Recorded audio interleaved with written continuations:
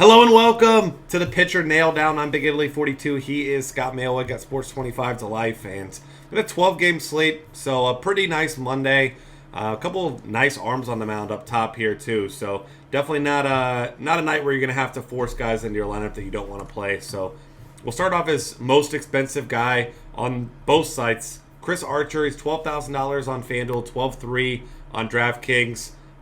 Very marginal favorite, minus 115 at Baltimore. Obviously a tough ballpark for him. But this is also a Baltimore team that strikes out the third most of any team against right-handed pitching. And Chris Archer also has at least 9 strikeouts in 5 of his last 7 starts. So for me, he's too expensive in cash games and not big enough of a favorite for me in this tough matchup. But at the same time, though, I do think he's the best GPP option because, I mean, he easily has the highest upside. Maybe David Price, but I mean, if we're talking strikeouts alone, I mean, he definitely has the highest upside. Yeah, I definitely agree with that. I think Price will probably be the more consistent option. I think he's probably going to be the most popular cash game play today. But I definitely agree with you. I think Archer's the best GPP play, both because of ownership percentage and strikeout potential. So I'm definitely not going to argue with you on that one. I'm going to have him a ton in GPPs. Price is the way I'd go in cash games, though. Facing a Cleveland team that's really struggled with lefties most of the season. He's a minus 200 favorite. 7.5 run over/under. I mean, there's nothing not to like here. I mean, especially with the Toronto's offense behind him right now. I mean, he pitches deep in the game almost every game.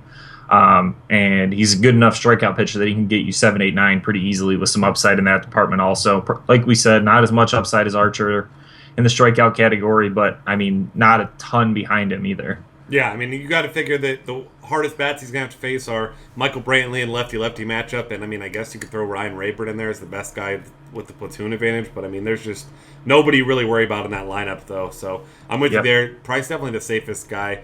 Right behind him is a really interesting option, Dallas Keuchel. He's expensive on both sides, but I mean, he's been incredibly consistent. You look at his last 4 games, each of those going at least 7 innings. Struggled a little bit in the Oakland game, but outside of that, he's been great. I mean, 9 strikeouts and 7 scoreless innings at the Yankees last time out. Now this is another lefty-heavy lineup in Seattle. Obviously, you have to worry about guys like Nelson Cruz, but Dallas Keuchel does, as good of a job, if not a better job than anyone in all of baseball at keeping the ball not only in the ballpark but on the ground. 62.6% ground ball rate, .44 home runs per 9. I mean, he's not a huge strikeout guy, but when you can't get the ball in the air, even when you do hit the ball, you're not going to do a whole lot of damage.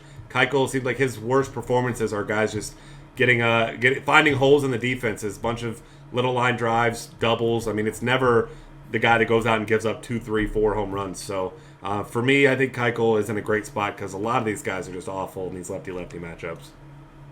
Yeah, definitely. I mean, I think he's a great play. I mean, I don't like him as much as Price in cash games. I don't like him as much as Archer in GPPs. So I'm thinking that's probably going to keep his ownership percentage in a good spot in both. And I think he's playable in both, honestly.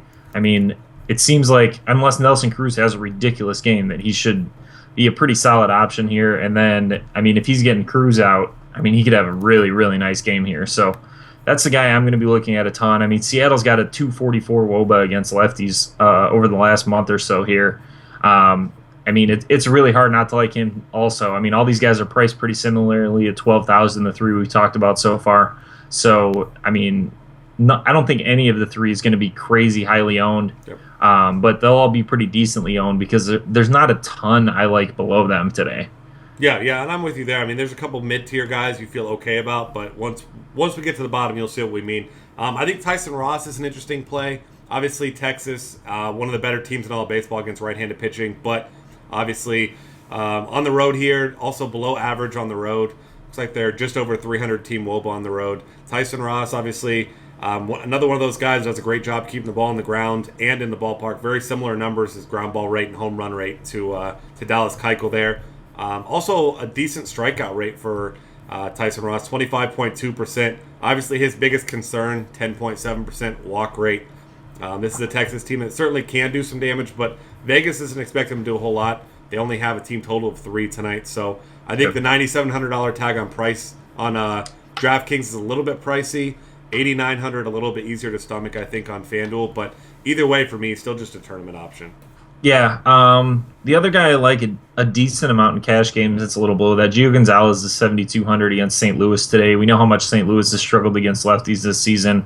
Um, Gonzalez hasn't looked great lately, but his price has already also come way down because of it. I mean, you couldn't even imagine getting him for 7,200 early in the season when he was Yep. sitting up there in the high eights, low nines at times on DraftKings, and now he's down to 7,200. I think he's more than playable today against the Cardinals, just because of the lefty matchup with a lot of lefties in the St. Louis lineup, and outside of Peralta, not a ton of righties that hit lefties really well.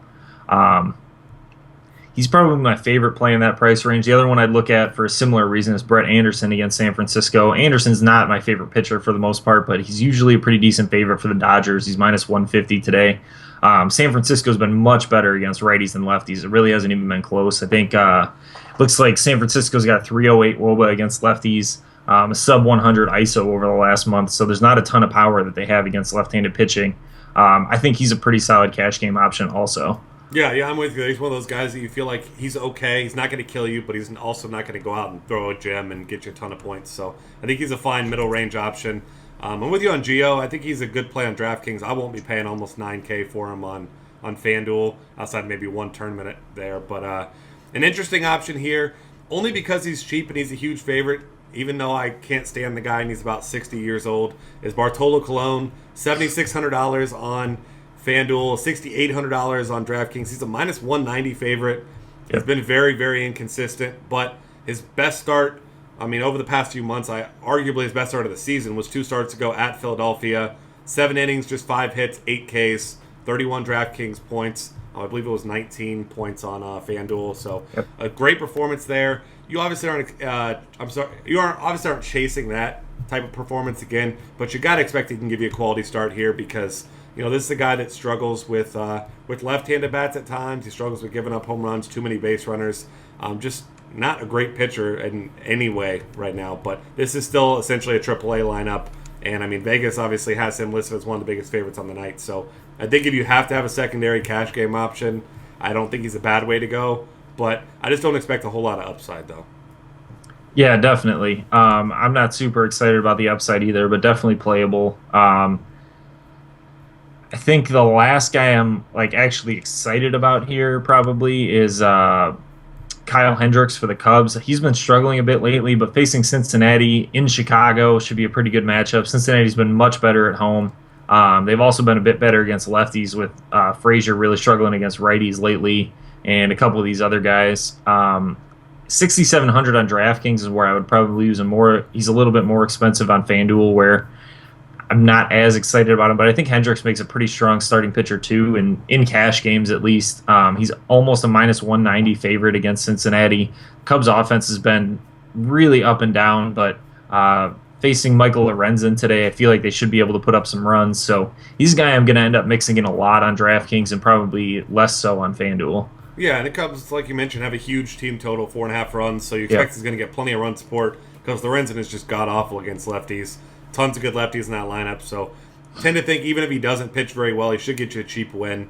So I like that. And then as we're looking at cheaper guys, there's really nobody that stands out to me. I mean, you can look at a guy like Colby Lewis, who's really, really inconsistent, but is good at times because this is just a bad San Diego offense. It's a huge park shift, for a guy like Colby Lewis pitching at San Diego rather than at home in Texas. Yep. I mean, he's had some good performances recently, but he's also had some terrible ones. I mean, you're looking at a couple negatives in his last 10. One of them was a negative 18 against the Angels, but he had a 31-point performance the next time against them. So this is a guy that you really have no idea what you're going to get out of this guy.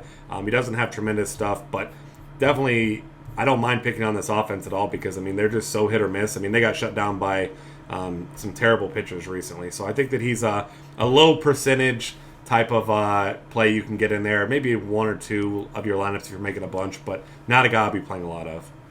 No, I won't be either, but definitely a guy you can mix in. The last guy that I am like really considering at all, my one cheap guy that I'm looking into today is Jared Eichhoff for the Phillies against the Mets. I mean, the Mets are running their worst pitcher in Bartolo Colon out there. Philly's offense hasn't been nearly as bad as it was early in the season. So, I mean, this big favorite for the Mets is probably a little bit misleading. It's also based on how hot they've been with the bat recently. So, I mean, that's obviously scary, but over the course of the season, they haven't been nearly that good. So, I mean, there's some potential for Eichhoff to have a nice game here. I mean, he's only made 2 starts in the major league so far, but he's gone 6 innings in each of them. 6 shutout innings against Miami, pitched against the Mets earlier about a week ago in that series at home. Gave up 3 earned runs and struck out 6 guys in 6 innings, which isn't a bad start by any means, especially for a $5,000 price tag on DraftKings. I don't mind him as a GPP starting pitcher too. I don't know how much upside there is. It appears that he's a decent strikeout pitcher, but I don't think you're going to get double digits out of him even on his best night, it looks like. Like I mentioned, the Mets have been red hot, so definitely some blow-up potential there for sure. But, I mean, decent pitcher's park. I mean, I have a hard time arguing with it for his prices. Yeah, I'm with you there. I mean, right around 5K, you use him as your filler there, get some extra big bats. You don't expect he's going to get crushed because, I mean, like you said, he has decent stuff. Not a guy with a ton of upside, but if he gives you 5-6 innings, gives up 2 or 3 earned runs, similar performances to what he did before, then, I mean, you're more than happy with that. Yep. And outside of that, I mean, one guy you could consider that I'm not going to play more than once, but I will have a ton of tournament lamps. I'll throw him in one just because he has talent and he's going to be really low owned, is Danny Salazar. I mean, Toronto is absolutely on fire, as they always are, but we see they get these random games where nobody can hit the ball. Marco Estrada on the mound or someone like that goes, and it's a pitcher's duel. I mean, obviously all subjective. None of that actually matters. But the guy, I mean, he's given up more than 1 earned run just once in his last 5 starts. Obviously, he's looked great. Yeah, I mean, it's a hell of a place to pitch right now at the Rogers Center, being a righty or a lefty right now. But you can imagine he's going to be under 5% owned, and he does have one of the higher strikeout rates, second highest on the day behind Chris Archer. So definitely a guy that you could throw in as a single bullet if you want some low ownership. Yeah, I can't argue with that at all. All right, that's going to wrap things up. Find us on Twitter at DF Cafe. Subscribe to our YouTube channel. Check out all of our great content at dailyfantasycafe.com.